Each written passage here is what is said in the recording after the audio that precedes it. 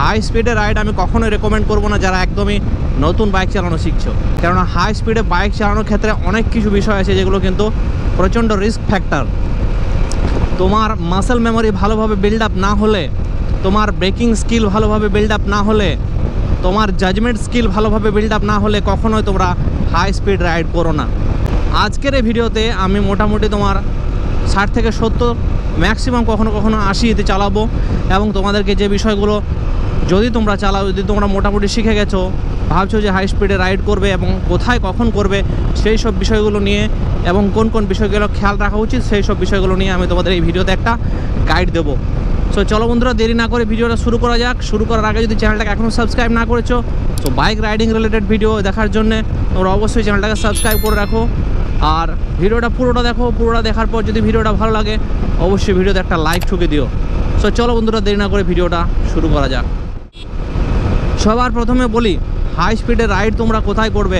High স্পিডে ride করবে তোমরা একমাত্র হাইওয়েতে, যেখানে দেখবে তোমরা মোটামুটি ফাঁকা রোড আছে, অথবা যেখানে দেখবে যে আশেপাশের গাড়িগুলো হাই স্পিডে রাইড করছে, সেই সব জায়গায় তোমরা হাই স্পিডে রাইড করতে পারো, ঠিক আছে? কিন্তু একটা সামঞ্জস্য রেখে তোমাকে করতে হবে।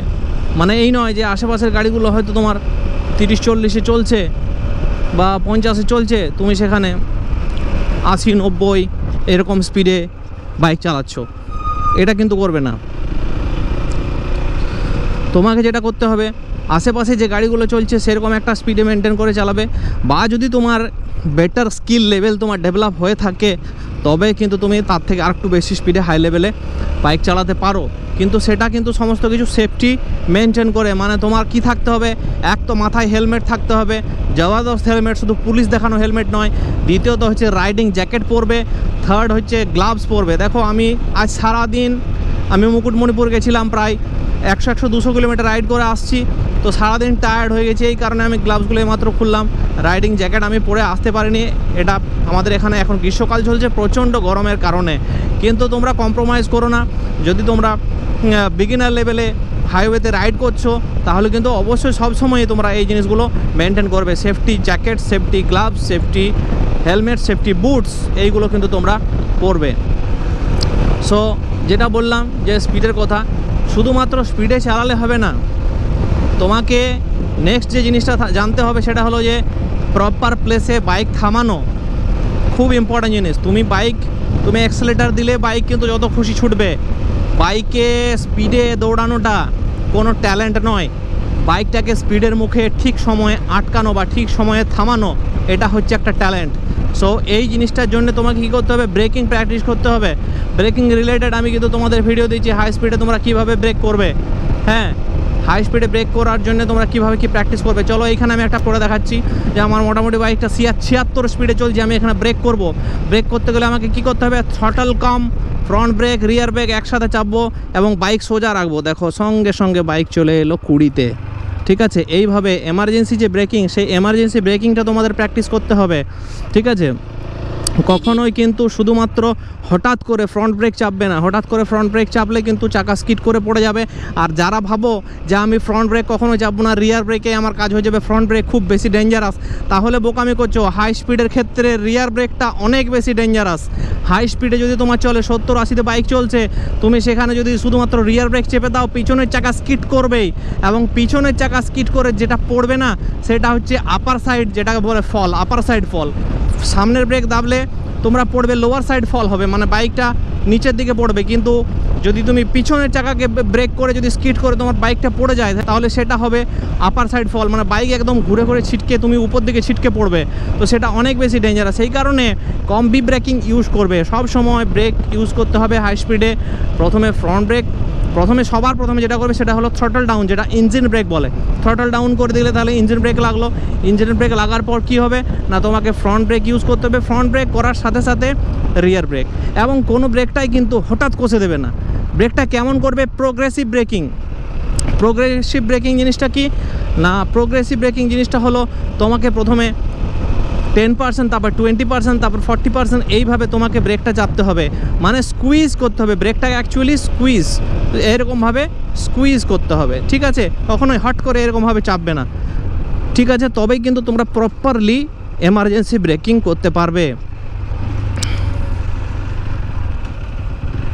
সো হাই স্পিড রাইড করার ক্ষেত্রে কিন্তু এই বিষয়টা খেয়াল রাখতে হবে যে তোমাকে দেখতে হবে যে তোমার কতটা দক্ষতা আছে তোমার ব্রেকিং করার, এবং বাইকের ব্রেক লাগার পাওয়ার কতটা আছে, টায়ার কেমন আছে, ব্রেক কেমন আছে।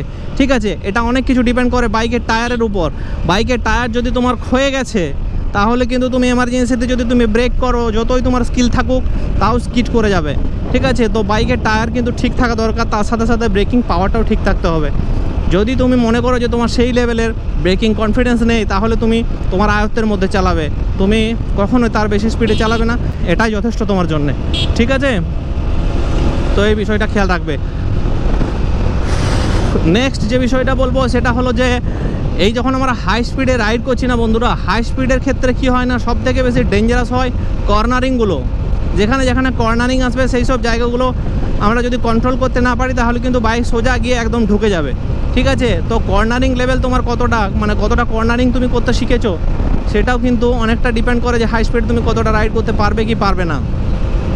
সো কর্নারিং তোমাকে শিখতে হবে। কর্নারিং নিয়ে আমি কিন্তু এখনও পর্যন্ত তোমাদের ভিডিও দিইনি, আমি ডিটেলস কর্নারিং নিয়ে ভিডিও আনবো। আমি শুধুমাত্র স্লো স্পিডে টার্নিং যে ভিডিও সেই ভিডিও তোমাদের দিয়েছি, কিন্তু হাই স্পিডে যে কর্নারিং সেই কর্নারিংয়ের ভিডিও এখনও আমি তোমাদের দিইনি, সেটা নিয়ে আমি ডিটেলসে ভিডিও আনবো। যদিও এইটাতে সামান্য কিছুটা বলে নিই, কর্নারিং করতে গেলে তোমাদের সবসময় যে জিনিসটা করতে হবে, কর্নারিং মানে হাই স্পিডে চলছে তো 70-80 স্পিডে চলছে, তুমি সামনে দেখলে যে তোমার একটা টার্ন আছে, তখন তুমি কি করবে, তোমাকে কর্নারিংয়ে ঢোকার আগেই কিন্তু বাইকটাকে স্লো করে নিতে হবে এবং ব্রেকিংটা করে নিতে হবে। যদিও কর্নারিংয়ের সময় ট্রেল ব্রেকিং বলে একটা জিনিস আছে, সেটা নিয়ে আমি ডিটেলসে ভিডিও আনবো পরে, কিন্তু এখন ট্রেল ব্রেকিংটা তোমাদের শেখা দরকার নেই। তোমরা যেটা নর্মালি কর্নারিং করবে সেটা হলো যে কর্নারিংয়ের সময় তোমরা আগে কি করবে না, আগেই তোমরা বাইকটাকে স্লো করে নেবে এবং প্রপার গিয়ারে নিয়ে চলে আসবে। গিয়ার যদি ডাউন করা দরকার হয় ডাউন করে নেবে, টার্নিং অনুযায়ী এটা হয়। যদি খুব বেশি টার্ন থাকে তখন গিয়ার ডাউন করতে হয়, হ্যাঁ কিছুটা গিয়ার ডাউন করে নেওয়া বেটার হয়, একটা হয়তো দুটো গিয়ার ডাউন করে নিলে। আর যদি তোমার মনে করো খুব বেশি টার্ন না থাকে তাহলে কিন্তু তুমি 4th গিয়ারেও ইজিলি কর্নারিং করতে পারবে। সো এই জিনিসটা তোমাকে খেয়াল রাখতে হবে। সো দেখো, যখনই কর্নারিং আসবে তোমাকে কিন্তু সবার আগে কর্নারিংয়ে স্লো করে নিতে হবে বাইক, এবং দূর থেকে তোমাকে হর্ন মেরে দিতে হবে। নিজের লেনের বাইরে যাওয়া চলবে না। মানে এই যে দেখো কর্নারিংটা আছে, আমি আমার নিজের লেনে কর্নারিং করব, তুমি কখনো এই ডান দিকে বেশি চেপে করবে না। ডান দিকে বেশি চেপে করলে কী হবে, হঠাৎ করে যদি গাড়ি চলে আসে তুমি স্পেস পাবে না বেরোনোর। দেখো এই যে সামনেটা দেখতে পাচ্ছ, এবার দেখো আমি নিজের লেনে কর্নারিং করব। আমি যদি একদম গো ওয়াইডার মানে ওয়াইড যাই, বাইরের দিকে যায়, তাহলে কিন্তু ওই দিক থেকে গাড়ি এলে আমার আর স্পেস থাকবে না, তাই নিজের লেনে কর্নারিং করতে হবে।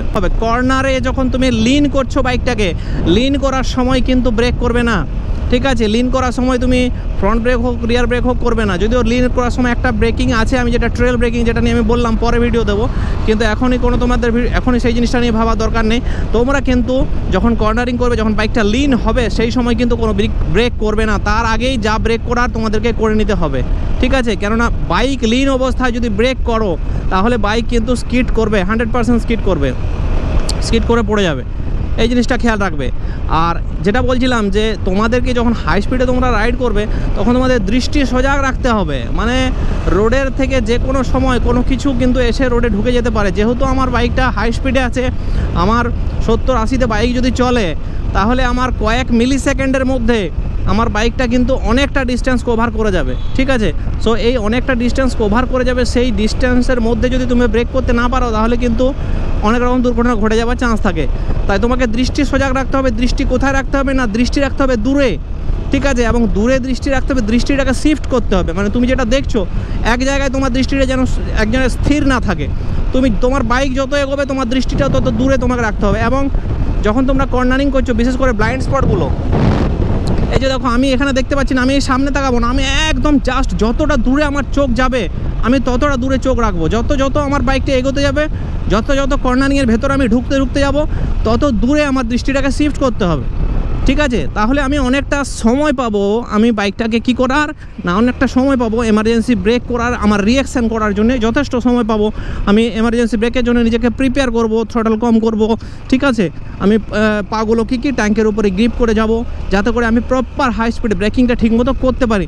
তো সবসময় খেয়াল রাখবে যখন হাই স্পিডে রাইড করছো, তোমরা যখনই থ্রটলটাকে ডাউন করবে তোমার ব্রেকের ওপরে দুটো আঙুল যাবে, মানে ব্রেক করার জন্য তুমি প্রিপেয়ার থাকবে। এই যে দেখো আমার থ্রটল, এখন আমি থ্রটল দিয়ে রেখেছি, থ্রটল যখনই আমি হঠাৎ করে আমি কোনো জায়গায় ডাউন করলাম তখনই আমার কিন্তু ব্রেকের উপরে দুটো আঙুল চলে গেল। আবার যখন আমি অ্যাক্সেলারেট দিতে থাকলাম তখনই আমার আঙুল দুটো আবার ভেতরে চলে এলো।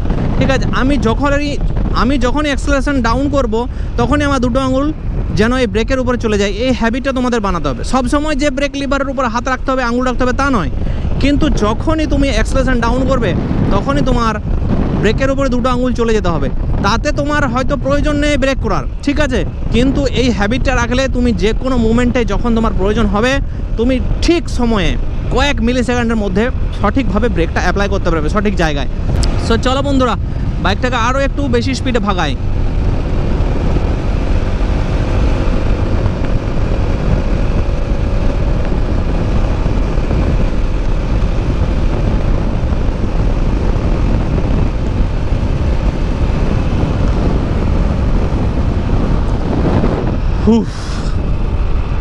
যাই হোক, 80 to 85 হাইওয়েতে এটা সেফ জোনের মধ্যে থাকে, ঠিক আছে। আমি বলবো না কখনোই তোমরা যে এই স্পিডে তোমরা একটা ব্যস্ত রাস্তায় বা একটা নর্মাল রোডে চালাও। যখন তোমরা একটা ভালো প্রপার হাইওয়ে পাবে যেখানে ফাঁকা রোড, ঠিক আছে, সেই ধরনের রোডে হয়তো তুমি এটা নর্মাল স্পিড। যারা টুরিং করে, যারা লং রাইড করে, তাদের ক্ষেত্রে 80 স্পিডটা অবশ্যই তারা মেনটেন করতে হয় এইসব রোডে, নাহলে কিন্তু তারা ওই লং টুরিংগুলো করতে পারবে না এবং এটা একটা হ্যাবিচুয়াল হয়ে যায়। এটা কিছুই না যদি এইসব বাইকের ক্ষেত্রে যে ব্রেক দেওয়া আছে, যে ABS সিস্টেম দেওয়া আছে, যে ডিস্ক ব্রেক দেওয়া আছে, যে চাকা দেওয়া আছে, যে চাকার গ্রিপ আছে, তাতে করে 80 স্পিডটা এই ধরনের রোডে অনেক বেশি সেফ। কিন্তু তার বেশিটা আমি বলবো না, তার বেশি আমি রেকমেন্ড করবো না, ঠিক আছে। হয়তো কখনো কেমন না তুমি একটু আধটু মজা নেওয়ার জন্যে ফাঁকা রোডে 100-র উপরে রাইড করলে, কিন্তু 100-র উপরে রাইড করাটা কখনোই একটা নর্মাল রাইড নয়। সো চলো বন্ধুরা, ভিডিওটা আর বেশি লম্বা করবো না। আশা করি তোমাদের ভিডিওটা ভালো লেগেছে। আর আমি যে জিনিসগুলো বললাম অবশ্যই তোমরা যদি হাই স্পিডে রাইড করো তাহলে কিন্তু সেই সব জিনিসগুলো খেয়াল রাখবে, ঠিক আছে। এইগুলো খেয়াল রাখতে যখন তোমরা রাইড করতে এক্সপিরিয়েন্স বাড়তে তোমরা কিন্তু একটা ভালো প্রপার একটা দক্ষ রাইডার হয়ে উঠবে, ঠিক আছে। কখনোই কিন্তু এগুলো একদিনে হয় না, ভিডিও দেখেও হয় না। ভিডিও দেখে জাস্ট তুমি হেল্প পাবে, তোমাকে নিজে প্র্যাকটিস, যত তুমি এক্সপিরিয়েন্স হবে, রাইড করবে, প্র্যাকটিস করবে, তত বেশি দক্ষ হবে। তো চলো বন্ধুরা, ভিডিওটা আর বেশি লম্বা করবো না, ভিডিওটা এখানে শেষ করবো। যদি ভিডিওটা ভালো লেগে থাকে অবশ্যই ভিডিওটাতে একটা লাইক করে দিও, আর চ্যানেলটাকে যদি এখনও সাবস্ক্রাইব না করেছো তাহলে অবশ্যই চ্যানেলটাকে সাবস্ক্রাইব করে দিও, কেননা বাইক রাইডিং রিলেটেড ভিডিও আমার চ্যানেলে রেগুলারলি আসতে থাকবে, ঠিক আছে। বিভিন্ন রকম বিষয়ে, নানা রকম পরিস্থিতিতে, নানা রকম সিচুয়েশনে, চ্যালেঞ্জিং সিচুয়েশনে কীভাবে তোমরা কখন রাইড করবে, কীভাবে বাইক চালাবে, সব রকম ভিডিও কিন্তু ইন ফিউচার তোমরা পেতে থাকবে। চলো বন্ধুরা, ভিডিওটা এখানে শেষ করছি। দেখা হচ্ছে পরে ভিডিওতে অন্য একটা টপিক নিয়ে। ততক্ষণের জন্য tata, bye bye, thank you, thanks for watching, have a good day.